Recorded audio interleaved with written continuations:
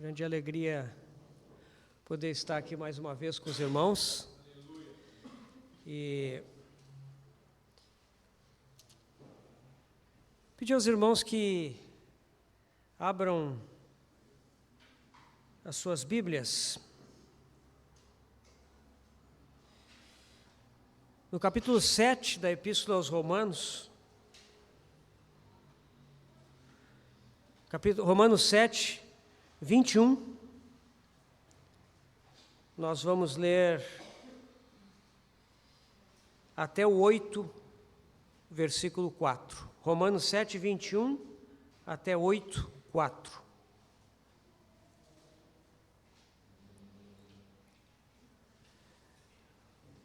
Então, ao querer fazer o bem, encontro a lei de que o mal reside em mim. Porque no tocante ao homem interior tenho prazer na lei de Deus, mas vejo nos meus membros outra lei, que guerreando contra a lei da minha mente, me faz prisioneiro da lei do pecado que está nos meus membros. Desventurado homem que sou, quem me livrará do corpo desta morte? Graças a Deus, por Jesus Cristo nosso Senhor, de maneira que eu, de mim mesmo, com a mente, sou escravo da lei de Deus, mas segundo a carne, da lei do pecado. Agora, pois, já nenhuma condenação há para os que estão em Cristo Jesus, porque a lei do Espírito da vida, em Cristo Jesus, te livrou da lei do pecado e da morte. Porquanto o que fora impossível à lei, no que estava enferma pela carne, isso fez Deus enviando o seu próprio Filho em semelhança de carne pecaminosa.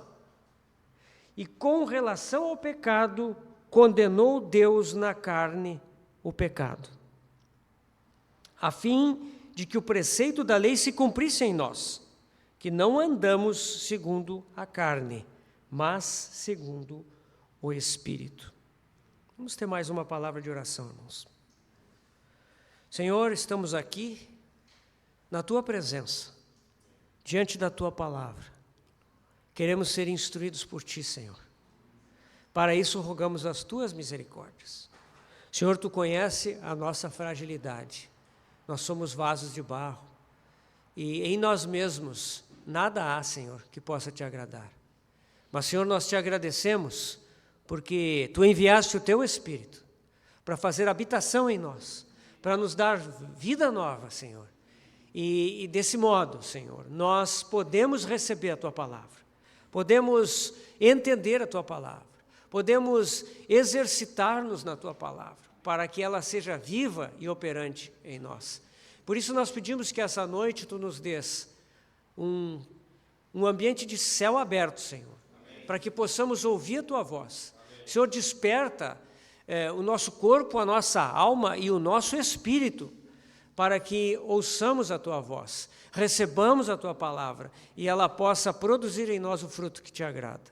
Senhor, nós encomendamos essa noite nas Tuas mãos e Te agradecemos pela Tua benignidade para conosco, Senhor.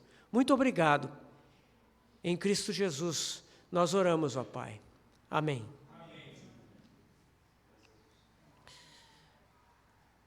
Irmãos, o nosso tema para esse tempo, que estaremos juntos aqui ouvindo a palavra do Senhor hoje, amanhã à noite e no domingo pela manhã, é Romanos 8, 1 e 2. A lei do Espírito da vida. Nós queremos aprender o que o Espírito Santo quer dizer quando ele usou o apóstolo Paulo para falar dessa lei. Quando ele disse, agora, pois, já nenhuma condenação há para os que estão em Cristo Jesus. Porque a lei do Espírito da vida em Cristo Jesus te livrou da lei do pecado e da morte. Essa lei fala de vitória na vida cristã. Ela fala de uma lei que nos concede vitória sobre o poder do pecado e a sua consequência, que é a morte.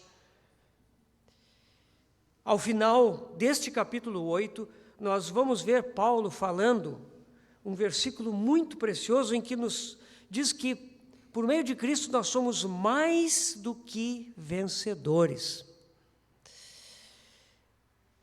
Essa é a experiência que a palavra de Deus nos prescreve, que a palavra de Deus nos apresenta neste capítulo. Mais que vencedores, vivendo segundo uma lei do Espírito da vida, que nos livra da lei do pecado e da lei da morte.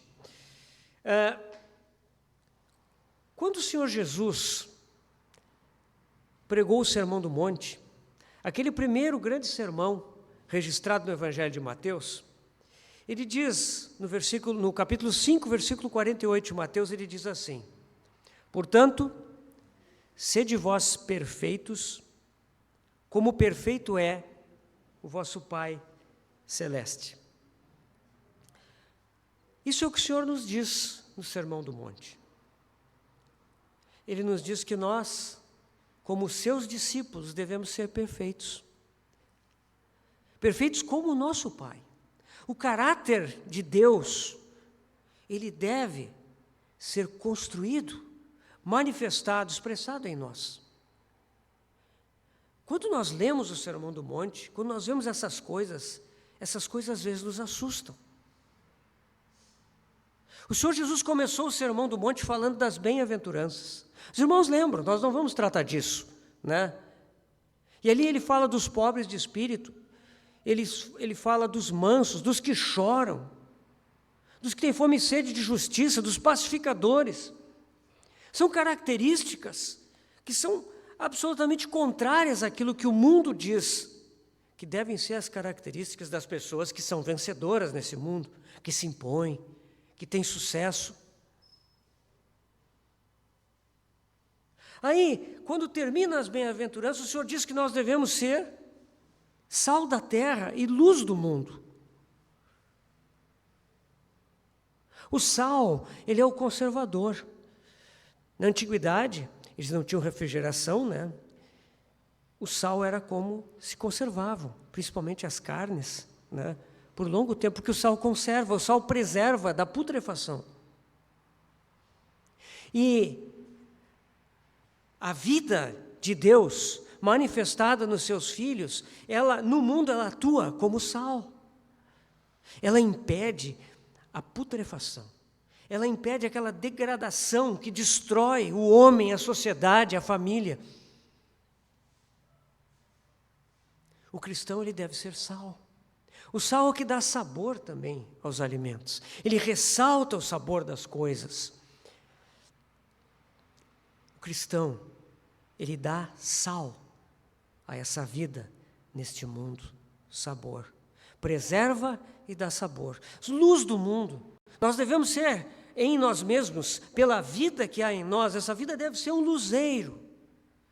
Ela aponta o caminho. Ela denuncia as trevas. Não porque nós levantamos cartazes contra as coisas, não, mas porque a nossa própria vida é uma vida de justiça, que ela deixa evidente o que é luz e o que é trevas. Então, nós vemos que quando o Senhor Jesus fala da vida cristã, da vida a ser vivida aqui na terra pelos filhos do reino, ele fala nesses termos: sede vós perfeitos, como é perfeito vosso Pai Celeste. Não é à toa, irmãos, que já houveram muitos no passado e há até no presente que dizem que o Sermão do Monte não é para essa dispensação. O Sermão do Monte é só para quando vier o reino do Senhor Jesus. Ah, meus irmãos, nada mais falso do que isso. Esse sermão é para ser vivido aqui e agora. Mas aí nós lemos o Sermão do Monte e nós dizemos assim: mas essa é uma vida impossível. Mas é exatamente isso que a vida cristã é. Uma vida impossível de ser vivida por nós mesmos. Essa vida precisa de uma fonte de energia, ela precisa de um poder que não é nosso, que não há em nós. Esse poder é a vida divina que habita em nós pelo Espírito Santo. A vida que nos foi dada no novo nascimento. Muitos cristãos parece que não levam a sério estes anúncios do Senhor e dos seus apóstolos a respeito da vida cristã. Muitos são aqueles que se contentam com aquilo que receberam no novo nascimento. O novo nascimento é maravilhoso naquilo que Ele nos dá inicialmente. O Senhor Jesus nos disse: aquele que crê em mim tem a vida eterna. Não entra em juízo, mas passou da morte para a vida.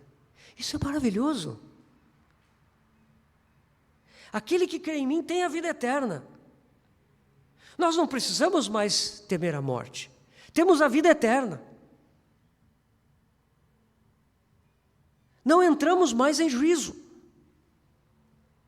Porque o preço da nossa justiça diante de Deus já foi pago. Passamos da morte para a vida.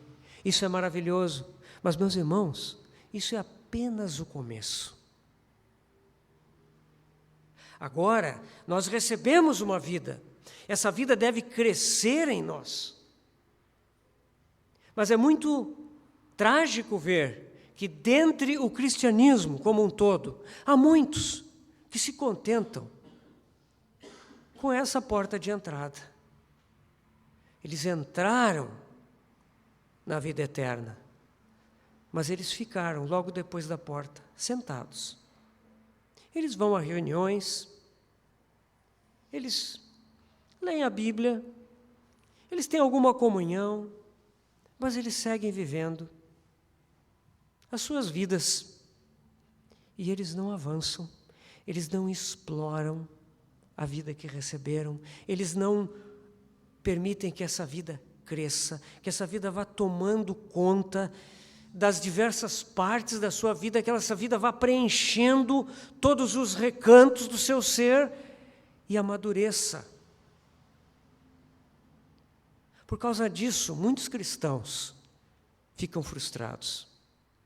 Muitos cristãos tentam viver uma vida vencedora, procuram vencer o pecado, procuram vencer os maus hábitos. E às vezes parece que conseguem por um tempo, daqui a pouco levam um tombo, tropeçam. Muitos desanimam. O que será que aconteceu? Esta série de mensagens que nós vamos compartilhar, ela é direcionada para aqueles que não estão conformados com isso. Para aqueles que não se contentam, em primeiro lugar, com a sua própria vida. Com a nossa própria experiência. Aqueles que querem mais. Que querem mais do Senhor. Mais da experiência dessa vida vencedora. E que não são apenas preocupados consigo mesmos, mas são preocupados com a igreja, com seus irmãos, porque desejam que eles também experimentem essa vida. Infelizmente, muitos cristãos estão preocupados em criticar os outros, porque não têm visão, porque não viram isso, porque não viram aquilo. Mas, irmãos, quando nós vemos a condição da cristandade, isso deve nos levar a questionar o Senhor. Senhor, por que isso é assim? Eu quero, tanto eu, como eu quero que os meus irmãos vivam uma experiência rica contigo. Eu quero ver a igreja, Senhor, crescendo em Ti. E eu não tenho críticas aos outros, porque eu também preciso dessa experiência. E eu quero, à medida em que Tu me levas, Senhor, nessa experiência, eu quero carregar os meus irmãos junto comigo, se for possível. E eu quero que outros irmãos sejam motivados assim, porque eles vão me ajudar a caminhar. Então, essa inconformidade, essa incapacidade de aceitar uma vida cristã carnal, acomodada, passiva, derrotada, é que é o motivo de nós estarmos compartilhando essa palavra. É por isso que nós estamos aqui com a Epístola aos Romanos. Essa epístola, do capítulo 1 até o capítulo 8, ela trata do viver do cristão. O viver do cristão como indivíduo. Então, essa parte, capítulo 1 ao capítulo 8, ela pode ser estudada de forma independente. Evidente, se nós quisermos ver toda a mensagem da epístola, que não vai ser o caso agora, nós vamos do 9 ao 11 ver o aspecto coletivo do propósito de Deus. E do 12 até o 16, nós vamos ver a igreja de Deus, né? Então, são outras partes que são fundamentais para nós entendermos todo o propósito de Deus. Mas do 1 ao 8, nós vamos ver o apóstolo Paulo dissertando a respeito da vida cristã. A vida cristã que ela começa lá no início com a condenação de todos os homens, o estado condenado dos homens diante de Deus. Ela avança para a justificação. Ela depois avança para a santificação. E ela conclui o capítulo 8 com a glorificação. Então nós vamos da condenação absoluta e total do homem sem Deus até a glorificação. Então esse é um percurso ascensional maravilhoso que essa epístola nos dá. E como nós queremos estudar com mais detalhe o capítulo 8, nós precisamos fazer uma pequena revisão dessa epístola, porque essas partes iniciais de Romanos, elas são fundamentos. E se esses fundamentos não estiverem firmes, nós não vamos entender como opera a lei do Espírito da vida. Nós queremos entender essa lei. Que lei é essa? Do que ela trata?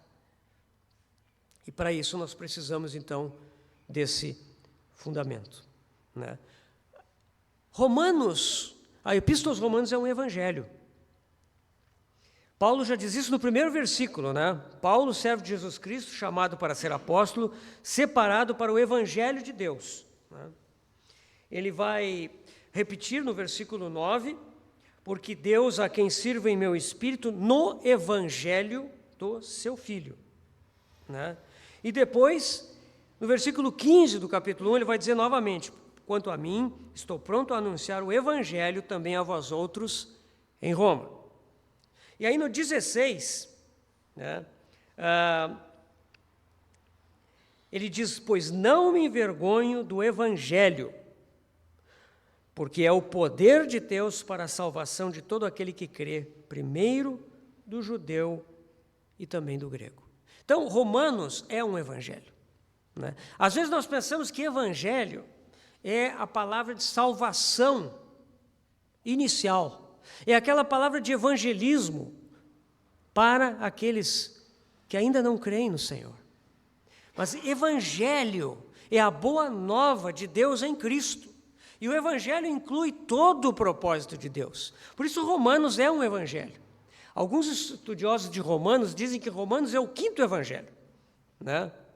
Isso é esquisito, né? Mas na verdade, Romanos é muito diferente dos outros evangelhos, porque aqui não tem a história da vida de Cristo, da vida e da obra de Cristo.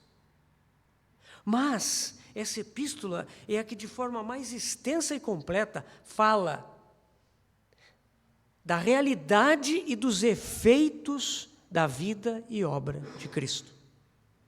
Por isso ela é um evangelho. Ela vai falar da salvação completa e total do indivíduo e da coletividade dos crentes, a igreja. Então, esse é um evangelho. E no capítulo 11 nós vemos, no capítulo 1, nós vemos este evangelho, que é o poder de Deus para a salvação de todo aquele que crê. No versículo 17, Paulo diz: visto que a justiça de Deus se revela no evangelho, de fé em fé, como está escrito, o justo viverá pela fé. O tema é a justiça de Deus. Como o homem pode ser justo aos olhos de Deus?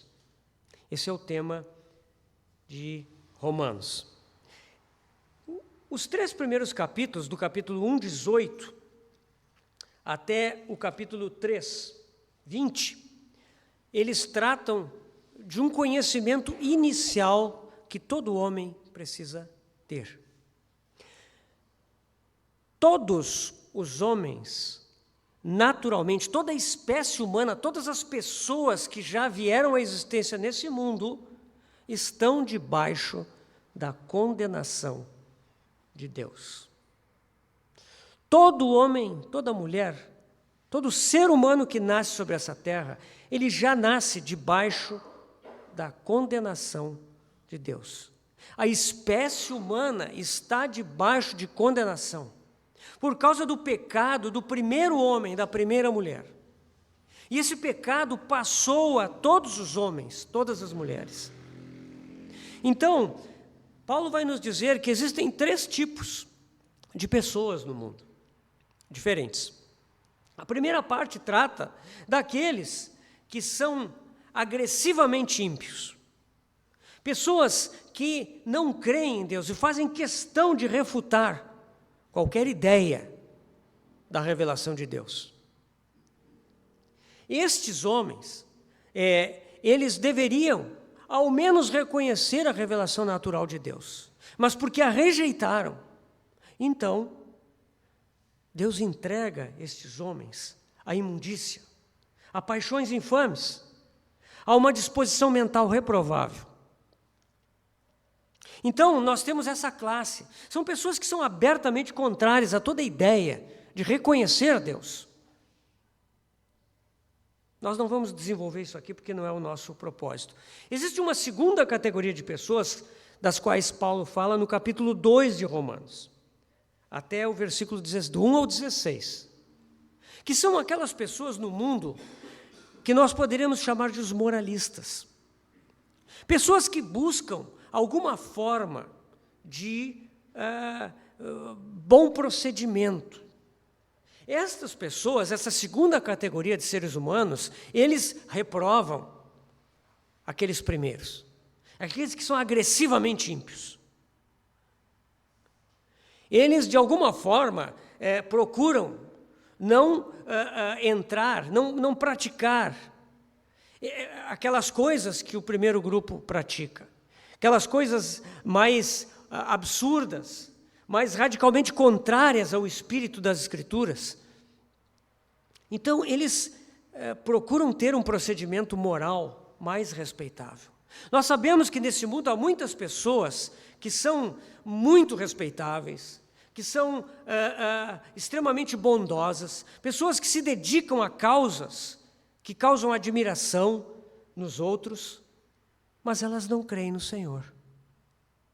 E essas pessoas, elas condenam os outros. Elas julgam os outros, porque elas praticam alguma forma de bem.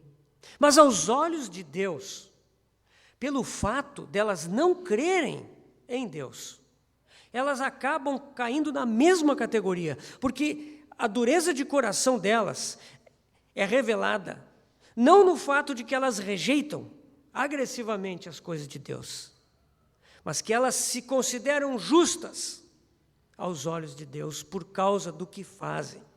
Elas ousam julgar que a sua justiça própria equivale, corresponde à justiça de Deus. E por causa disso, essas pessoas, embora a aparência do que elas fazem, do que elas são, seja tão maravilhosa, e seja difícil dizer para essas pessoas: você é um pecador. É difícil porque elas, aos olhos de todos e de si mesmas, elas parecem tão boas. Mas elas ofendem a santidade e a justiça de Deus ao estabelecer como parâmetro a si próprias, como justas. E a terceira categoria que Paulo diz que são condenados são os judeus. E quando nós lemos aqui os judeus, nós podemos dizer os religiosos desse mundo. Porque muitos se filiam a religiões cristãs, inclusive, e usam esse fato para considerar que são justos diante de Deus. Mas os judeus, eles eram religiosos, eles observavam externamente a lei, eles ofereciam sacrifícios, eles guardavam o sábado, eles faziam externamente o que a lei dizia. No entanto, Romanos 2:24, Paulo diz: pois como está escrito, o nome de Deus é blasfemado entre os gentios por vossa causa.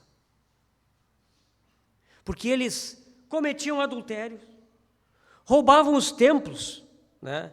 Faziam negócio com os próprios pagãos que adoravam, deuses pagãos, faziam negócios diretamente com a religião pagã.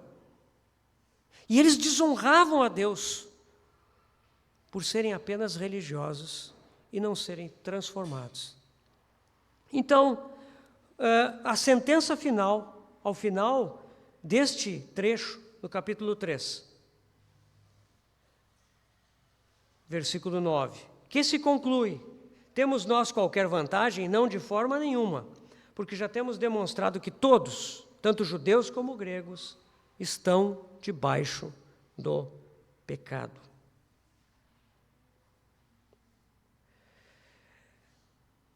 Versículo 19, ora, sabemos que tudo o que a lei diz aos que vivem na lei o diz para que se cale toda a boca e todo mundo seja culpável perante Deus, visto que ninguém será justificado diante dele por obras de lei, em razão de que pela lei vem o pleno conhecimento do pecado.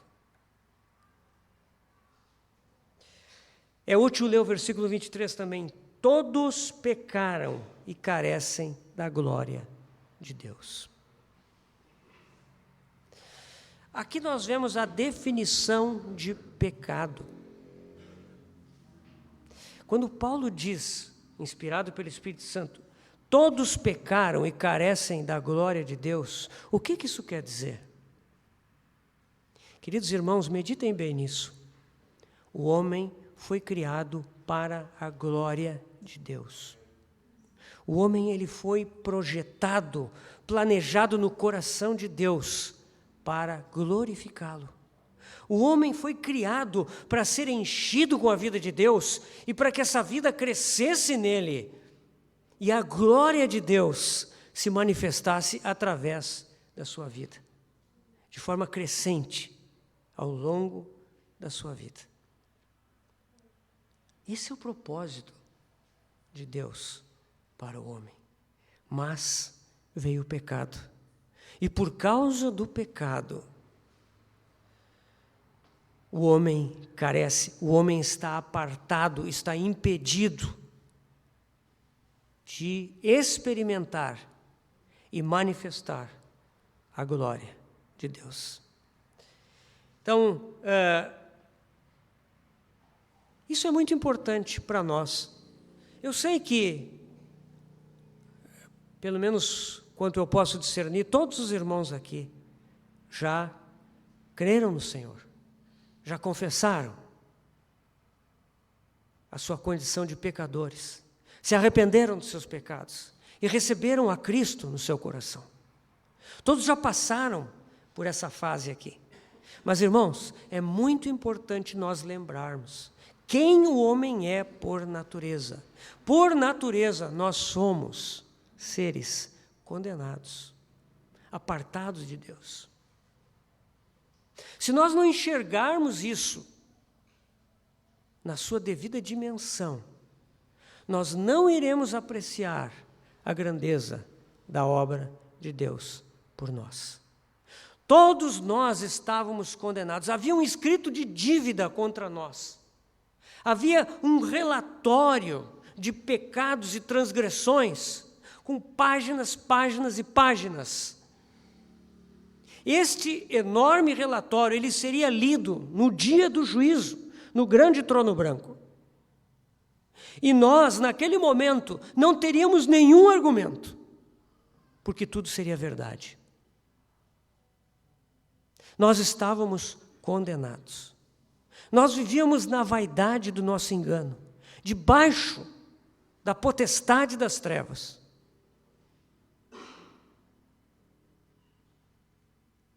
Nós éramos arrogantes.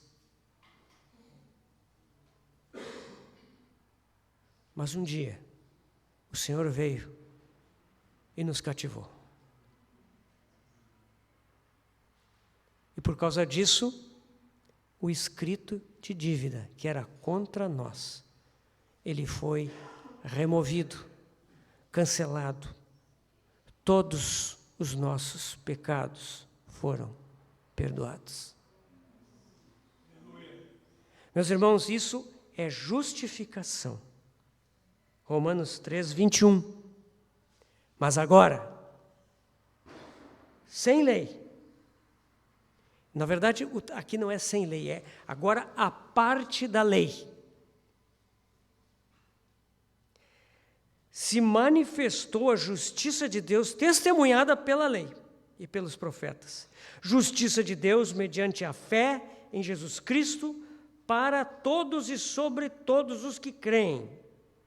Pois não há distinção, pois todos pecaram e carecem da glória de Deus, sendo justificados gratuitamente por sua graça, mediante a redenção que há em Cristo Jesus, a quem Deus propôs como propiciação mediante a fé no seu sangue, para manifestar a sua justiça, por ter Deus, na sua tolerância, deixados impunes os pecados anteriormente cometidos, tendo em vista a manifestação da sua justiça no tempo presente, para Ele mesmo ser justo e justificador daquele que é da fé de Jesus. Justificação no seu sangue. O que é a justificação?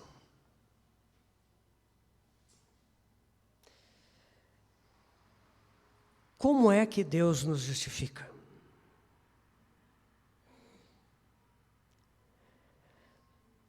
Na cruz do Calvário, quando nosso Senhor foi pendurado naquela cruz. Naquelas 3 horas de agonia, em que veio a escuridão, trevas sobre a terra. Naquele momento em que o Filho de Deus clamou: Deus meu, por que me desamparaste? O Senhor Jesus clamou dessa forma. Por quê? Porque naquele momento, irmãos, o Pai voltou as costas para o Filho. O Pai precisou deixar que o Filho sofresse. E o Filho entrou numa agonia incalculável. Porque ele foi feito pecado por amor de nós. Sobre ele caíram todas as nossas transgressões. E não somente as nossas, como diz João na sua primeira epístola, mas as do mundo inteiro.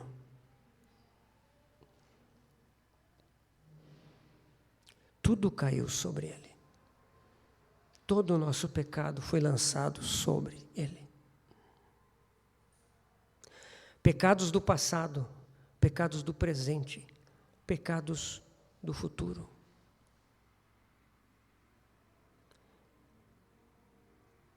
João nos diz no seu Evangelho, quando ele narra João Batista, descrevendo a aproximação do Senhor no início do seu ministério, antes do seu batismo. João Batista diz assim: eis o Cordeiro de Deus que tira o pecado do mundo. Todas as transgressões do mundo inteiro caíram sobre o nosso Senhor.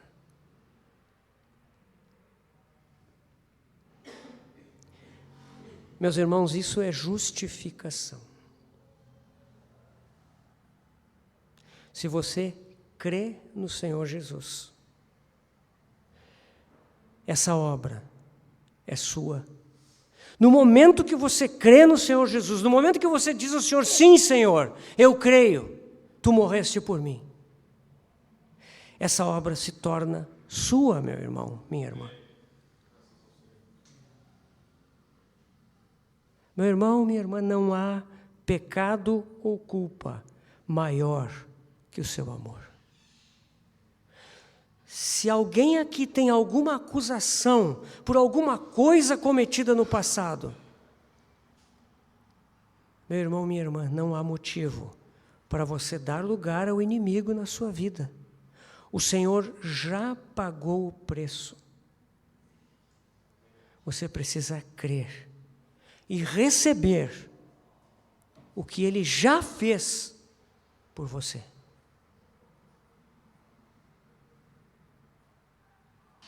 Isso é justificação. Justificação é uma declaração de Deus. Deus declara que você é justo, porque você crê naquele que morreu pelos seus pecados, que morreu para a sua justiça. Você não fez nada. Apenas a única coisa que você fez foi reconhecer e dizer: sim, Senhor, eu creio. Você não pode acrescentar nada para receber a justificação. Você não tem nenhuma cooperação, nenhuma colaboração. Você não fez nada. Nada, nada.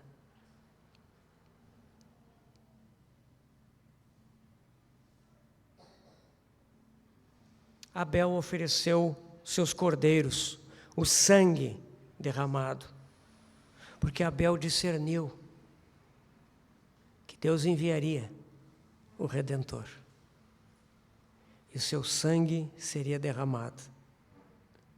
Caim ofereceu o melhor. Meus irmãos, Caim não foi um mal intencionado. Caim era um homem religioso. Caim tinha uma preocupação, ele tinha um relacionamento com Deus, ele veio trazer coisas para Deus, ele reconheceu que Deus precisava ser adorado. Como ele veio para Deus? Ele trouxe o melhor do que ele pôde fazer. Ele deve ter feito belos cestos e colocou ali todo o produto da terra, a diversidade de tudo que ele foi capaz de fazer, os melhores, as primícias, e ele trouxe. E Deus reprovou a sua oferta. Porque a única coisa que agrada a Deus é a fé no sangue do seu Filho, Jesus Cristo. Meus irmãos, isso é um fundamento. Porque que parece uma coisa muito básica, mas eu acho assim que todos nós precisamos nos exercitar nessa realidade. Nós fomos declarados justos por uma declaração de Deus. E aqui é preciso que nós separemos duas coisas. Justificação não é ser justo. Certo? Vocês entendem? Ser justo é quando eu tenho um caráter justo. Ser justificado é ter atribuída a justiça de Deus por um ato divino, porque eu criei.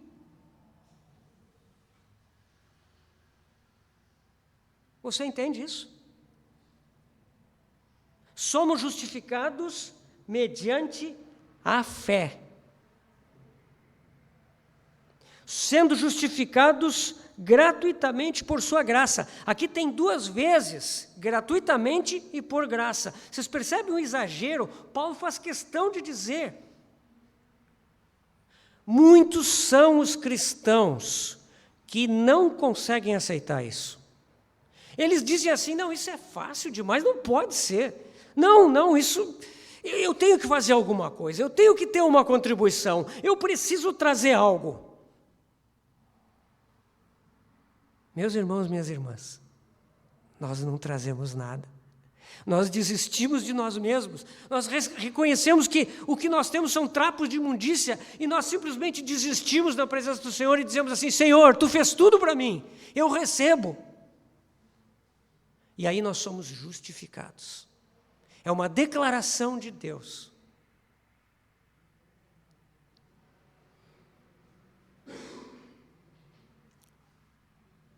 Isso é muito importante para o nosso relacionamento com o Senhor. Porque se isso não estiver claro para nós, irmãos, o nosso relacionamento com o Senhor, ele já começa a ter problemas aqui no início.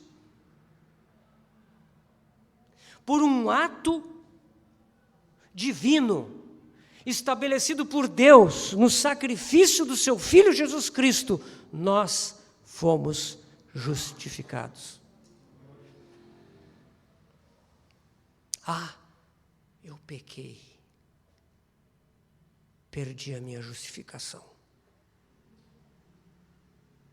Não. A declaração está lá. Você é justo. Você creu nos méritos do justo. Você creu nos méritos do justo com J maiúsculo. Então você foi justificado. Isso inclui toda a sua existência. Então agora podemos pecar. Não, o próprio Paulo fala disso. Porque isso foi lançado na cara de Paulo. Muito fácil então. Não precisa mais da lei, não precisa observar a lei agora, né? Todo mundo foi justificado. Então agora todo mundo faz o que quer. Não. Se nós pecarmos, nós não perdemos a nossa justificação, não perdemos a nossa salvação. Não. A salvação eterna, ela nos foi dada em Cristo Jesus. Quem crê em mim tem a vida eterna. Vida eterna. Será que a vida eterna, ela daqui a pouco não é mais eterna? Foi tirada, né? Não. Temos a vida eterna. Agora, é evidente, né, irmãos? A palavra de Deus fala que nós não devemos pecar. O Senhor Jesus mesmo disse, Ele ensinou lá no Sermão do Monte, que nós devemos orar, pedindo perdão pelos nossos pecados, né? Perdoa-nos as nossas dívidas, assim como perdoamos aos nossos devedores, né? Lá em 1 João, no capítulo 1, de 8 a 9, nós somos advertidos a não nos enganarmos, dizendo que não temos pecado, né? Agora, João também nos diz, se alguém todavia pecar, temos advogado junto ao Pai, né? Então nós devemos sim confessar os nossos pecados.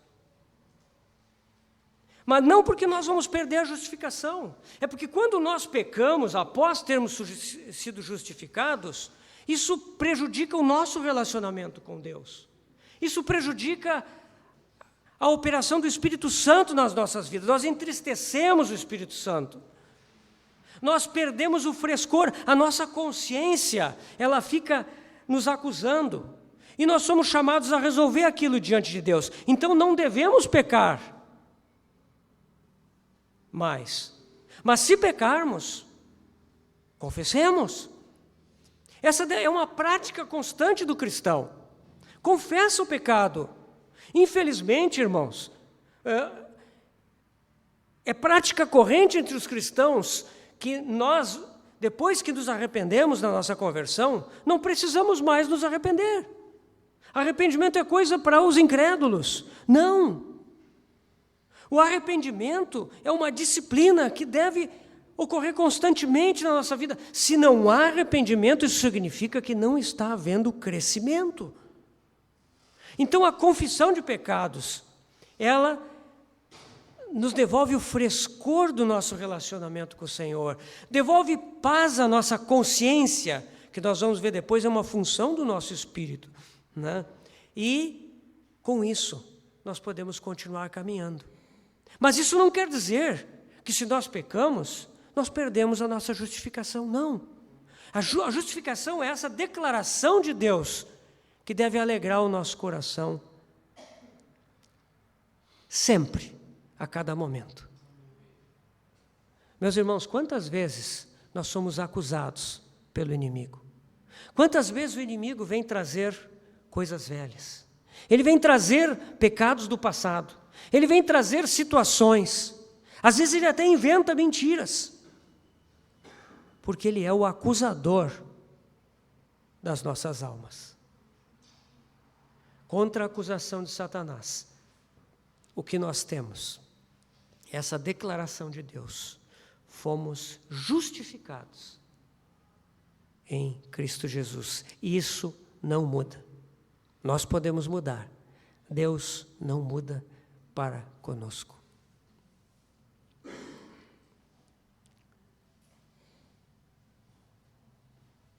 Então, por meio da justificação, nos é dada paz com Deus.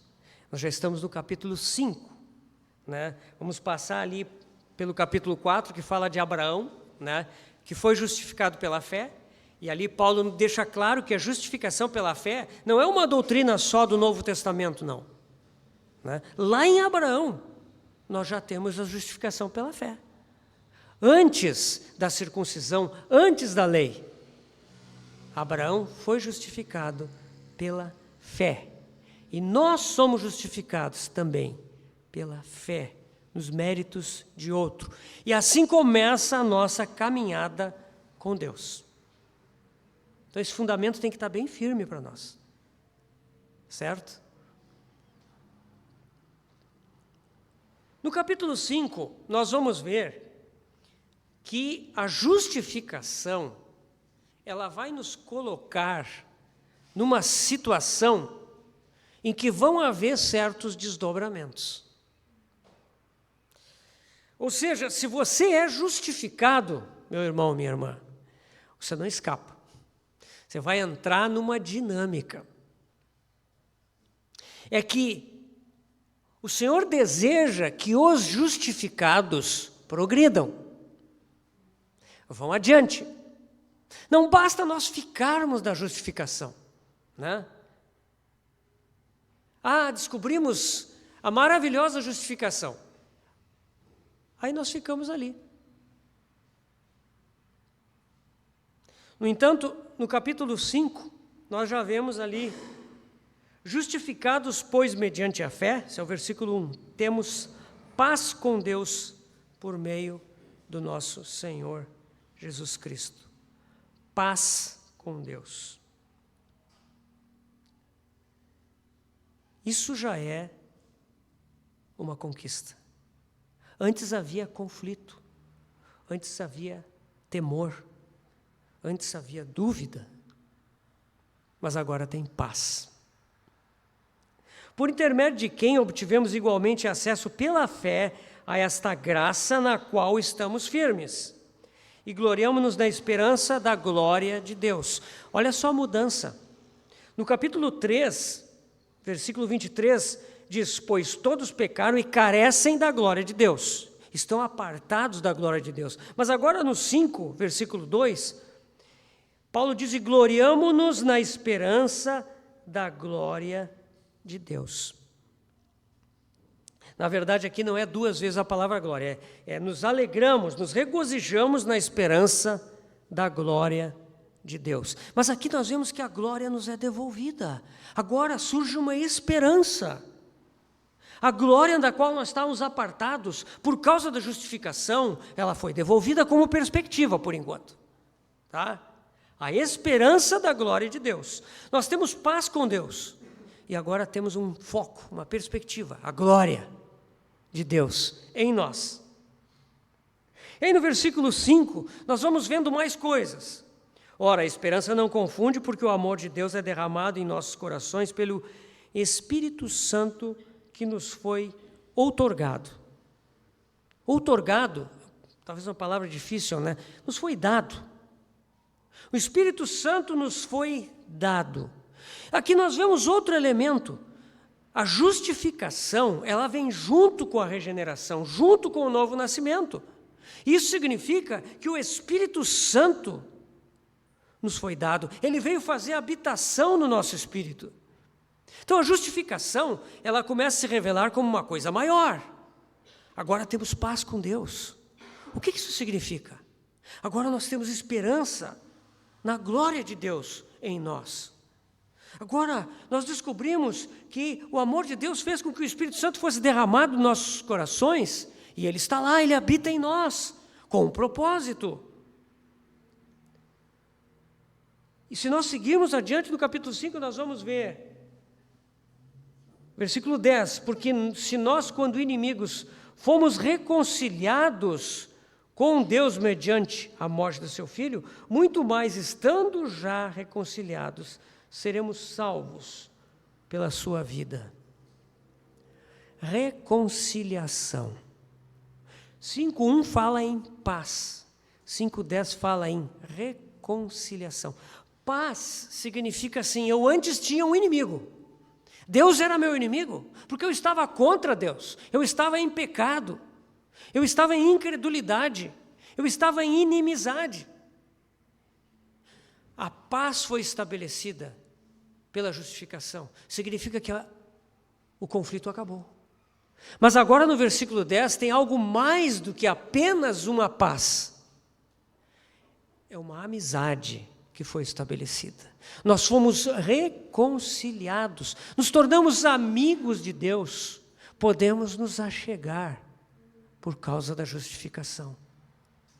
Você percebe? Esse capítulo 5 ele está nos dizendo que a justificação nos colocou numa perspectiva de vida, que não é apenas ser justificados por uma declaração. Embora essa declaração seja muito maravilhosa, ela abre as portas para algo maior.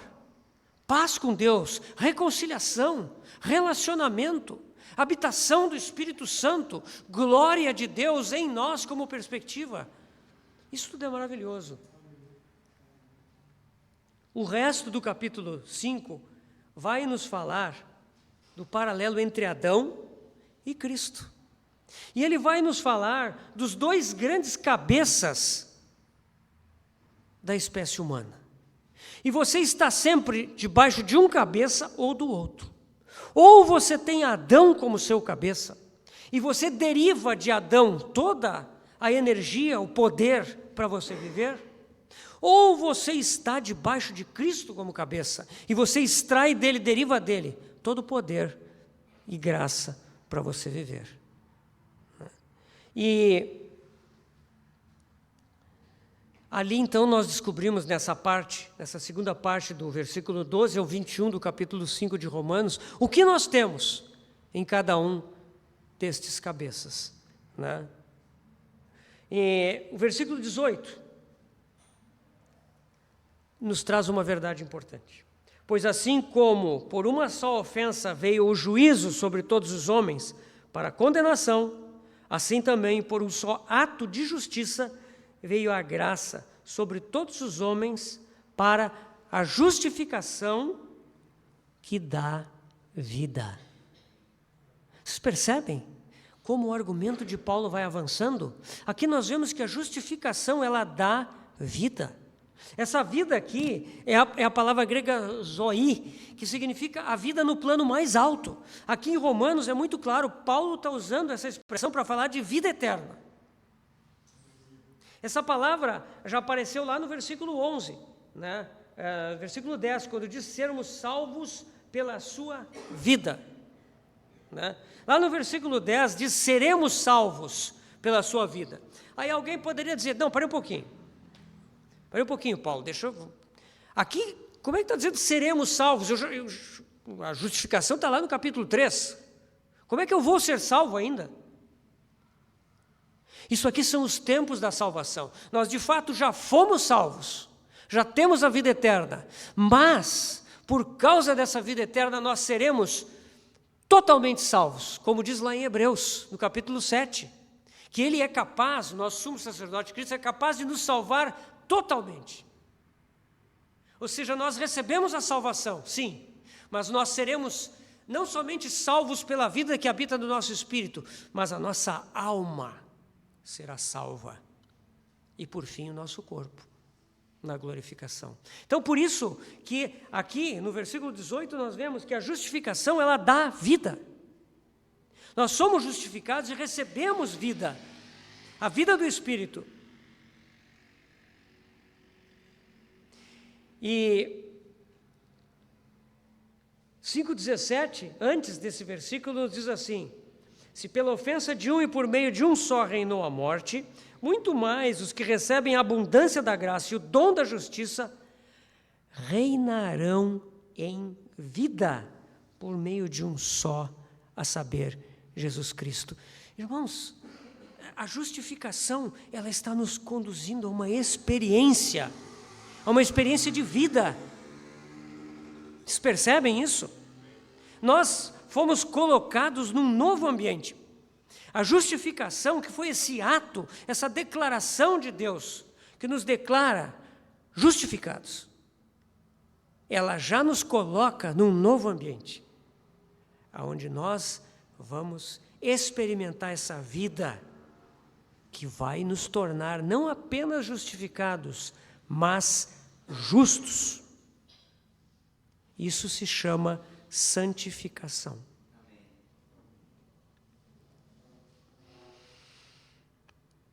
Por isso, nós notamos que a vida cristã, ela não pode ser passiva. Ela não admite paralisia. A vida cristã precisa avançar. Meus irmãos, um organismo vivo, ele precisa crescer. Quando ele para de crescer, significa que ele está doente. A vida cristã é a mesma coisa. Ela deve crescer, e crescer, e crescer, cada vez mais. Ela não pode parar de crescer. Não existe um patamar em que eu possa dizer assim, alcancei a maturidade. Não. Nós sempre vamos descobrir que tem mais um estágio, e mais um estágio, mais uma etapa, mais um desafio. A vida cristã precisa ser assim. Ela é dinâmica. Ela é uma experiência progressiva. Lá em 1 Timóteo, quando Paulo diz a Timóteo, toma posse da vida eterna. Paulo está dizendo a Timóteo, não, Paulo não está dizendo para Timóteo ser salvo, meus irmãos. Já falei isso aqui na outra vez, quando estive aqui com os irmãos. Mas sempre é bom repetir. Paulo não está dizendo para o seu colaborador Timóteo, que o está ajudando na obra do Senhor, ele não está dizendo para Timóteo ser salvo. Não, ele está dizendo, Timóteo, toma posse dessa riqueza, desse tesouro que foi depositado em ti quando tu te converteste. Toma posse plena. Não te contenta com o que tu tens hoje. Explora isso mais. Deixa isso crescer em ti. Coopera com essa vida. Deixa que ela se torne cada vez maior em ti. Toma posse da vida eterna. Esse é o caminho no qual nós somos colocados pela justificação. Quando nós chegamos no capítulo 6, então, nós vemos que Paulo começa a explicar a obra de santificação. Ele, no versículo 1, volta a falar dessa questão do pecado. Ele diz assim, que diremos, pois, permaneceremos no pecado para que a graça seja mais abundante? Isso é que os adversários de Paulo diziam dele. Ah, muito bem, então a gente peca mais, porque daí vai ter mais graça, mais perdão, mais bênção de Deus nos perdoando, Isso é um absurdo, não é? Aí Paulo diz de modo nenhum, como viveremos ainda no pecado, nós que para ele morremos? Aí vem, como assim morremos? Aí Paulo explica, ou porventura ignorais que todos nós que fomos batizados em Cristo Jesus, fomos batizados na sua morte? Eu creio que todos aqui passaram pelo batismo nas águas. O batismo nas águas, irmãos, ele tem um significado. E Paulo aqui nos chama a atenção. Quando ele fala da santificação, ele começa a falar de um aspecto da obra de Cristo por nós, que muitas vezes passa batido na experiência dos cristãos. Ou porventura ignorais que todos nós que fomos batizados em Cristo Jesus, fomos batizados na sua morte? Fomos, pois, sepultados com ele na morte pelo batismo, para que, como Cristo foi ressuscitado dentre os mortos pela glória do Pai, assim também andemos em novidade de vida. Porque se fomos unidos com ele na semelhança da sua morte, certamente o seremos também na semelhança da sua ressurreição. Então aqui nós vemos um aspecto diferente da justificação. Quando nós pensamos na justificação, nós só olhamos para aquilo que Cristo fez por nós. Ele foi sozinho lá na cruz. Ele suportou o peso dos nossos pecados. Ele pagou o preço dos nossos pecados e nos redimiu. Não temos nenhuma participação nisso. Ele, o justo, aquele que jamais pecou, aquele que diante do Pai não tinha qualquer pecado, que era santo e puro, ele foi o Cordeiro de Deus e tomou sobre si o nosso pecado. Ele fez algo por nós. Mas aqui nós vemos que na cruz existe um outro aspecto da morte de Cristo. O que ele fez em nós. Quando ele passou pela morte, foi sepultado e ressuscitou, ele nos carregou junto com ele. Nós fomos levados junto com ele. Ele não apenas fez algo externo por nós, uma operação judicial diante do Supremo Juiz, que ele fez a nosso favor, mas ele também nos carregou para dentro da sua morte. Aquela morte poderosa e inclusiva de Cristo, ela também foi a nossa morte, o nosso sepultamento e a nossa ressurreição. Meus irmãos, isso precisa ficar claro. Eu creio que muitas vezes, a gente quando desce as águas do batismo, muitas vezes a gente não foi instruído nessas coisas, né? E às vezes a gente acaba aprendendo essas coisas por retrospectiva, né? Não importa, irmãos, a realidade espiritual do batismo é essa, né? Essa é a realidade. Então,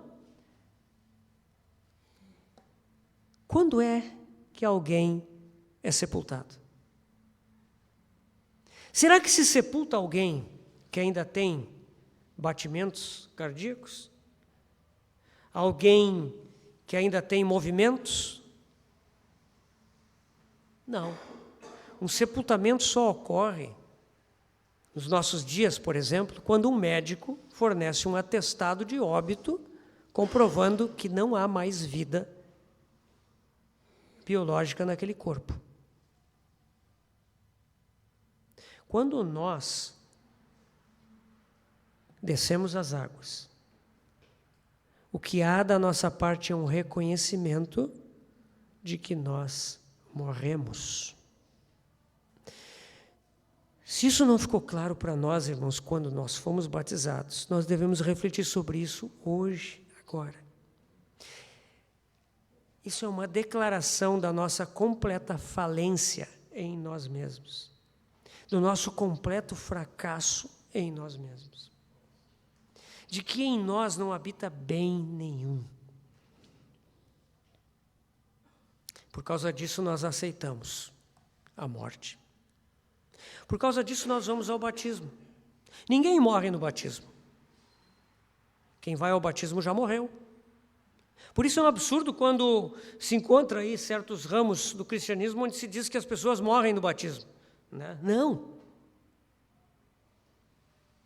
A pessoa que vai ao batismo, ela já morreu, ela vai ser sepultada. E ela vai dar testemunho público disso, diante da igreja, diante daquelas pessoas que ainda não são convertidas e que fazem parte do seu círculo, diante das potestades das trevas, diante de Deus. Esse é o batismo, é um sepultamento. Então, o primeiro passo da santificação é entender que existe o fato divino da justificação.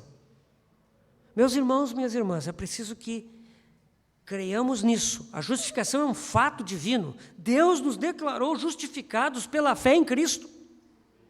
Nós não temos nenhuma colaboração nisso. Deus fez isso. Se você crê, você é justificado. Ninguém pode alterar isso. É um decreto divino. E agora nós temos outro fato divino aqui. Qual é o fato divino? Nós fomos mortos, sepultados e ressuscitados em Cristo. Isso é um fato. Então, vamos com cuidado aqui. Porque se nós começarmos a apressar as coisas, mas eu não me sinto morto. Mas como é que como é que essa morte, eu não me sinto ressuscitado. Vá com calma. Primeiro a fé. Sempre as coisas divinas são assim.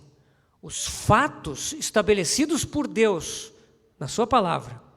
A fé como segundo passo. Terceiro lugar, a experiência. Então, irmãos, o fato que está decretado aqui em Romanos 6 é que nós fomos mortos, fomos sepultados e fomos ressuscitados. Você não precisa correr agora para tentar explicar isso, não. A primeira coisa é crer, isso é um fato. É uma declaração divina. Não apenas fomos perdoados de todos os nossos pecados, mas também fomos mortos, sepultados e ressuscitados. Nós não temos que ir adiante com rapidez, mas assim, nós somos chamados aqui no capítulo 6 de Romanos a simplesmente considerar nesses fatos, contemplar essas realidades maravilhosas. Veja que isso é o Evangelho. Veja que aqui nós estamos descobrindo tudo o que Deus fez em seu Filho Jesus Cristo na cruz. É muita coisa, irmãos. O perdão de todos os nossos pecados. E agora o fato de que nós fomos mortos, sepultados e ressuscitados. Isso é glorioso. Versículo 5 do capítulo 6. Porque se fomos unidos com Ele na semelhança da sua morte, certamente o seremos também na semelhança da sua ressurreição. Isso é união com Cristo. Isso é um ensino muito importante. Nós somos unidos com Ele. Ele não somente fez algo por nós, mas Ele fez algo em nós. Nós somos unidos com Ele no que Ele fez naquela cruz. Aquela cruz não é somente uma coisa externa a nós, que Ele fez lá. Não, nós somos carregados lá para dentro. E experimentamos morte, sepultamento e ressurreição com Ele. Sabendo isto, que foi crucificado com Ele o nosso velho homem, para que o corpo do pecado seja destruído e não sirvamos o pecado como escravos. Então aqui nós temos essa expressão aparecendo pela primeira vez em Romanos. Paulo usa essa expressão em outras epístolas, mas aqui é a primeira vez. Velho homem. Esse velho homem é o homem que serve o pecado. Ele não serve o pecado apenas intencionalmente, mas ele é escravo do pecado. Ou seja, este velho homem, que está vinculado à herança de Adão, ele é um escravo do pecado, porque a sua fonte de poder está vinculada ao pecado. Então, ele não consegue viver de outra forma, que não seja extraindo a sua energia do poder do pecado. Mas aqui nós vemos que foi crucificado com Ele o nosso velho homem. Isso é fato. Não tente explicar. Nós vamos explicar mais tarde. A lei do Espírito da vida é justamente isso. É como é que isso se torna experiência. Mas nós não vamos correr. Tá? Isso é o fato. Paulo então nos chama aqui. E quem nos lembra disso que eu vou mencionar agora é o irmão Atmani, no seu livro Vida Cristã Normal. Ele fala aqui de 3 estágios. Primeiro, no versículo 6, que nós já lemos, sabendo isto. Sabendo. O segundo passo vai ser no versículo 11, considerai-vos. E o terceiro passo vai ser no versículo 12 a 14, quando ele fala: oferecei-vos a Deus. Então nós temos aqui 3 estágios da nossa santificação, né? Primeiro, nós precisamos saber. Isso é uma revelação. Saber esses fatos que nós acabamos de considerar, que foi crucificado com ele o nosso velho homem. Nós temos o problema do pecado. Como é que isso foi resolvido? O velho homem foi crucificado, juntamente com Cristo, morto, sepultado, e houve uma ressurreição. Esses são os fatos. Sabendo. Versículo 11. Assim também vós considerai-vos mortos para o pecado, mas vivos para Deus em Cristo Jesus. Então aqui nós temos uma segunda etapa. Primeiro nós estamos sabendo desses fatos divinos. Agora, nós somos chamados a considerar-nos dentro dessa realidade. E por fim, nós somos chamados a nos oferecer a Deus. Versículo 12: não reine, portanto, o pecado em vossos corpos mortais, de maneira que obedeçais às suas paixões, nem ofereçais cada um os membros do seu corpo ao pecado como instrumentos de iniquidade, mas oferecei-vos a Deus como ressurretos dentre os mortos, e os vossos membros a Deus como instrumentos de justiça. Porque o pecado não terá domínio sobre vós, porque não estáis debaixo da lei, e sim da graça. Então aqui nós vemos essas 3 etapas. Sabendo, nós vemos os fatos divinos, nós somos chamados a crer nesses fatos divinos, e não nos apressarmos. Como é que eu me sinto morto? Eu não me sinto, eu estou bem vivo, né? Como é que eu me sinto ressurreto? Parece que não, né? Não consigo vencer.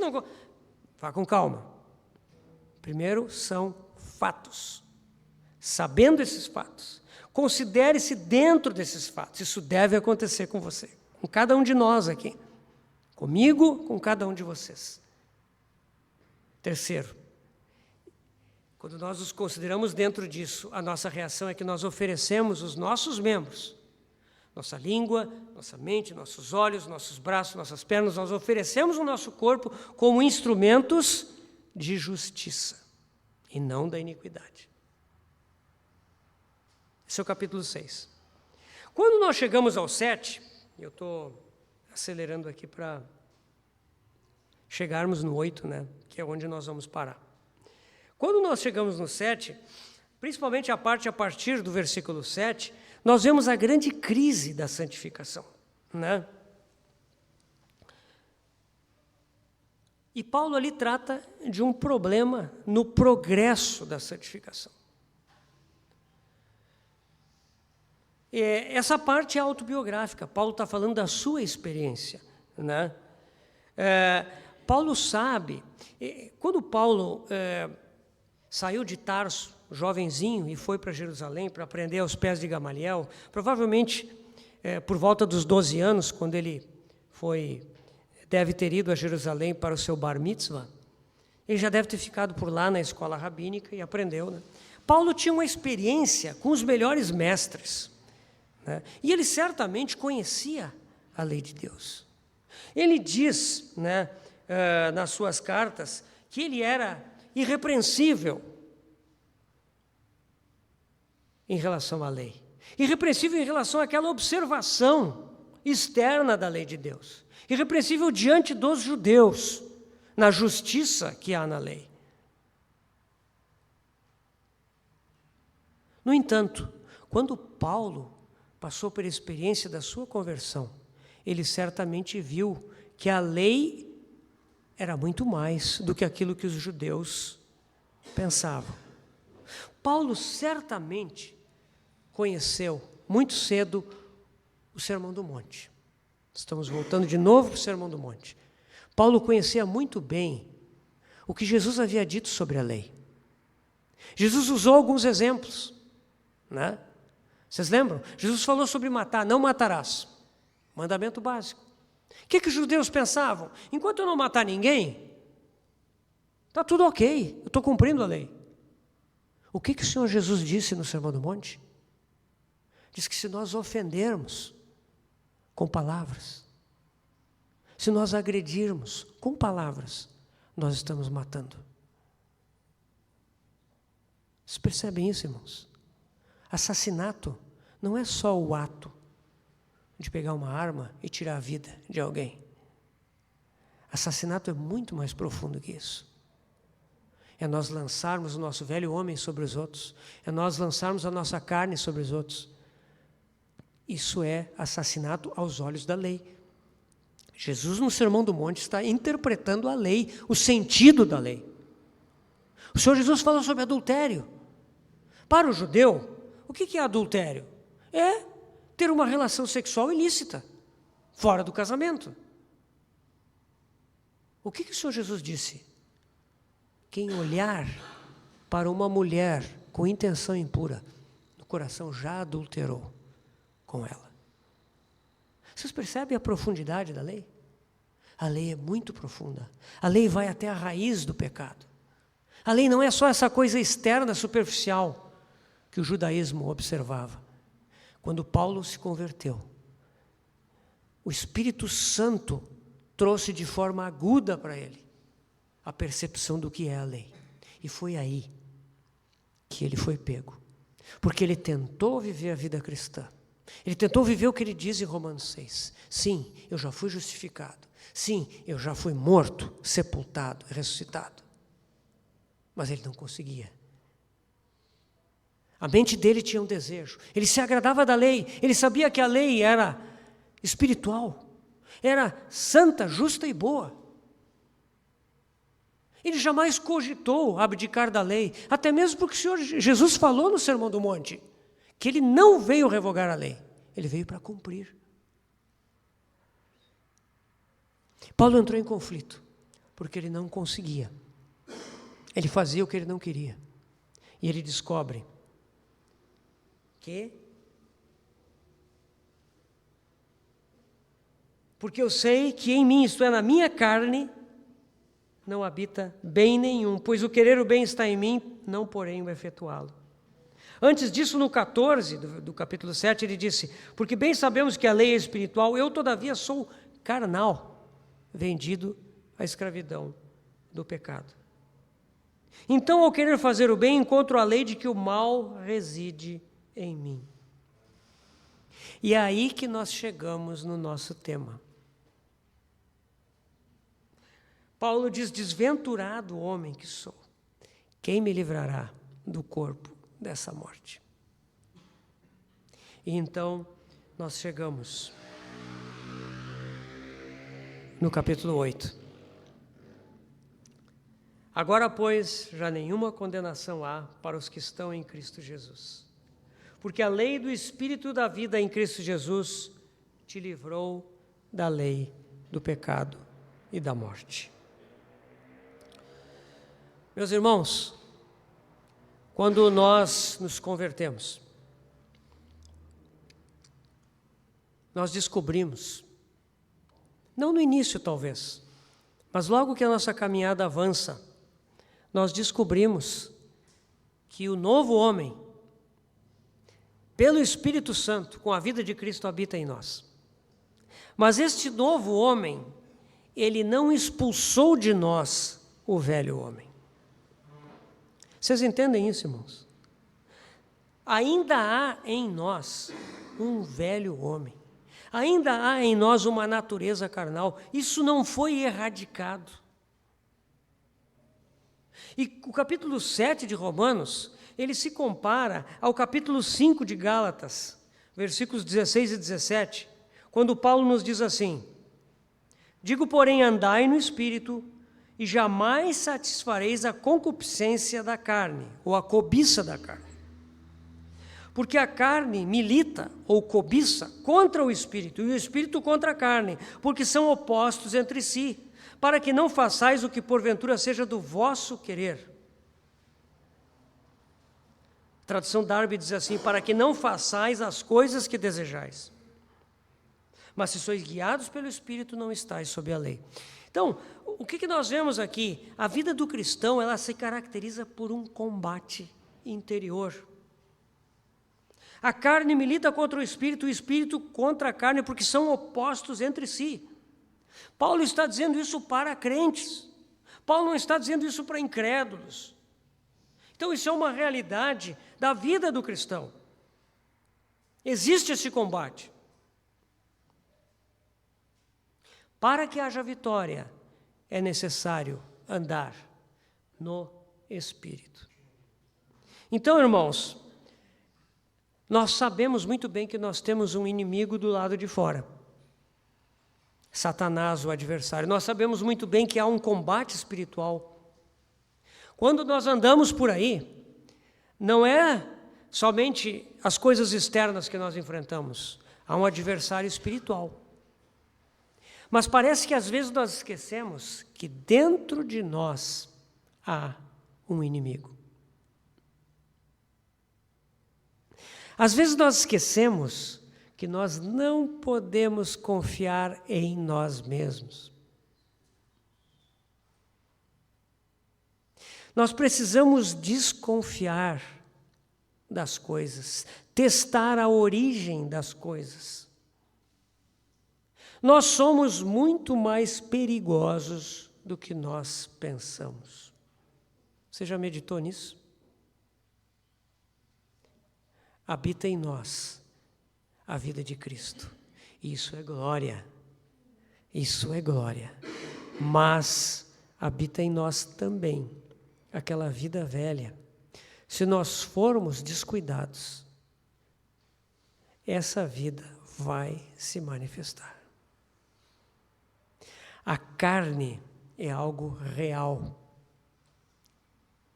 A carne, ela pode ser uma carne imoral, desonesta, agressiva, mas a carne também pode ser uma carne religiosa, bíblica,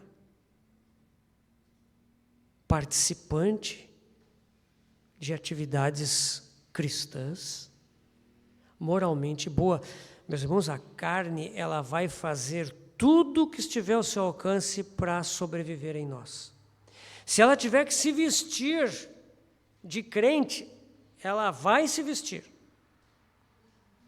Por isso, nós não podemos esquecer essas lições que precedem o capítulo 8. O inimigo, ele sempre está tentando provocar a nossa carne. Ele sempre está tentando fazer com que nós venhamos agir na energia do homem natural. Enquanto o Espírito Santo deseja nos conduzir a vivermos no Espírito, e o Espírito Santo nós sabemos que ele não é invasivo, ele aguarda por nós, ele espera ver a nossa disposição. O inimigo não, o inimigo é invasivo. O inimigo é atrevido. Ele vem tocar na nossa vida em pontos, em situações, ele traz pessoas, ele traz para provocar o nosso velho homem e fazer com que ele venha para fora.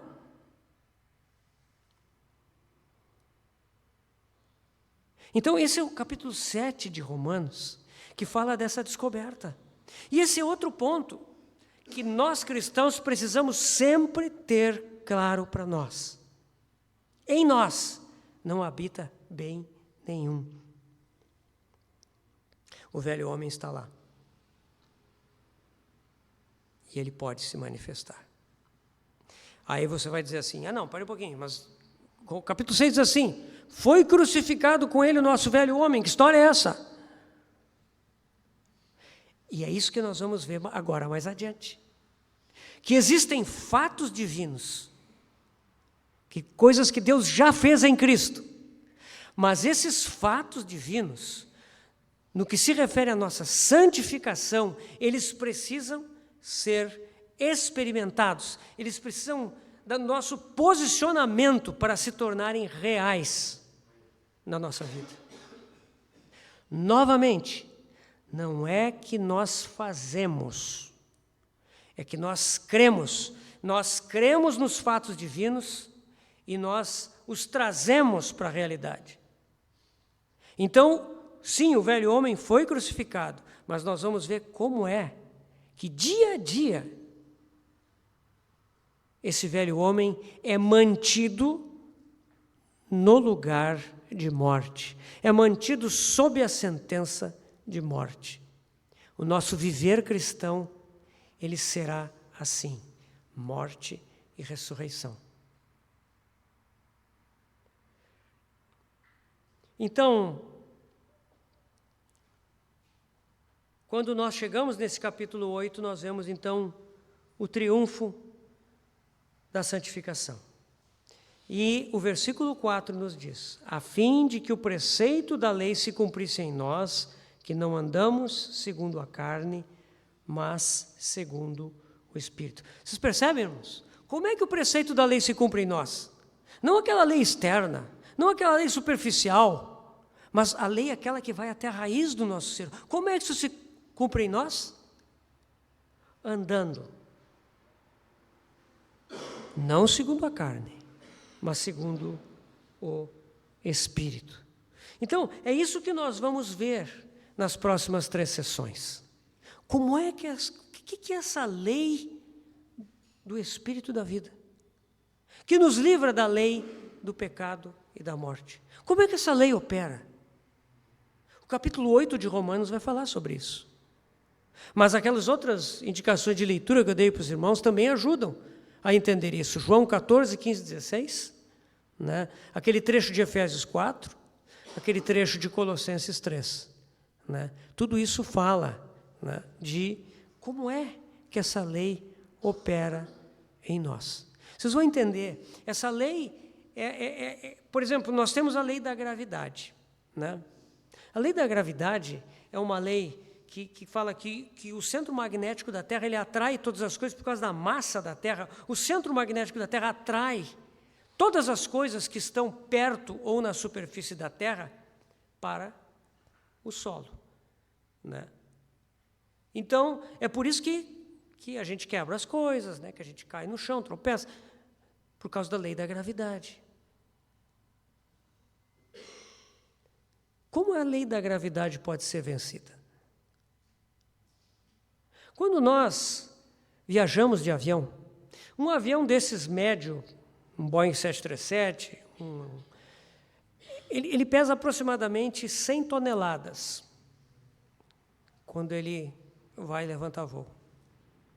Como é que se levanta 100 toneladas? Como é que se ergue 100 toneladas? O avião decola e atinge altitudes muito grandes, porque ele tem turbinas com empuxo suficiente para vencer a lei da gravidade. Quando um avião decola, ele faz exatamente isso. Ele vence essa lei. Porque a lei do empuxo dos motores supera a lei da gravidade. Então, quando nós agora vamos estudar a lei do Espírito da vida, nós vamos entender, existe uma lei. E quando nós nos colocamos debaixo da vigência dessa lei, nós somos emancipados de uma lei anterior. Vocês percebem? A lei anterior, ela não é erradicada. A solução de Deus, ela não é remover a lei do pecado e da morte. Aqueles que estão debaixo de Adão como cabeça, eles continuam debaixo dessa sentença.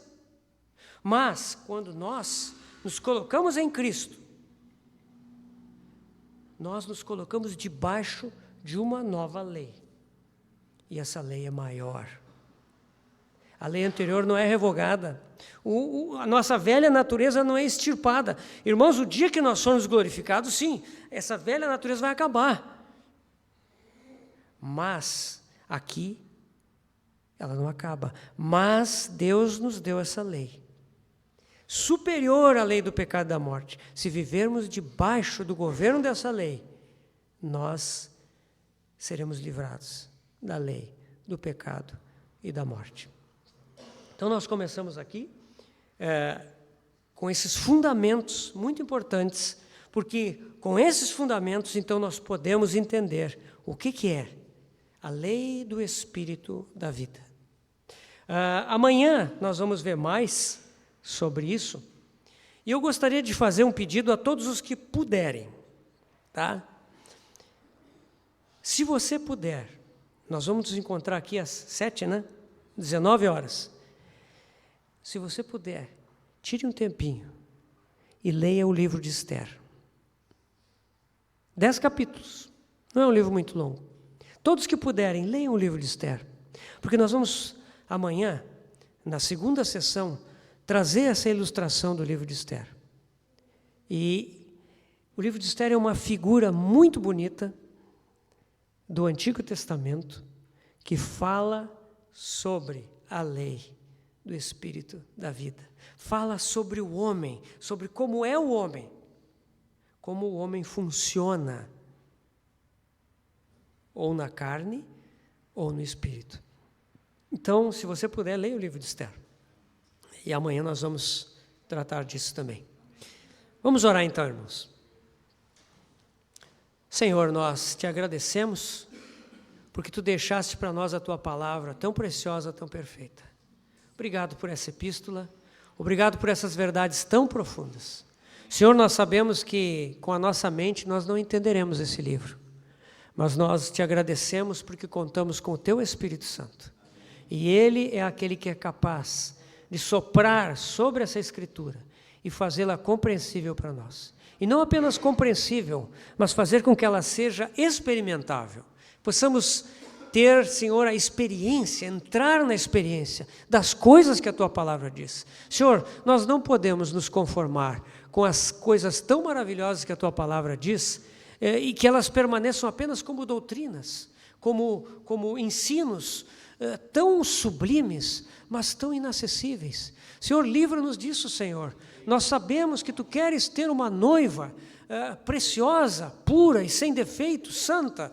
Tu queres que nós vivamos uma vida à Tua imagem e semelhança, Senhor, cheios de Ti, cheios da Tua glória. Então, Senhor, por favor, sopra sobre a Tua palavra e faz com que ela seja compreendida por nós, no nosso espírito, Senhor. Que possamos andar nessa palavra, viver essa palavra, testificar dessa palavra, Senhor. É o que nós te pedimos nesta noite, agradecidos por Tua presença conosco, Senhor, em nome de Jesus. Amém.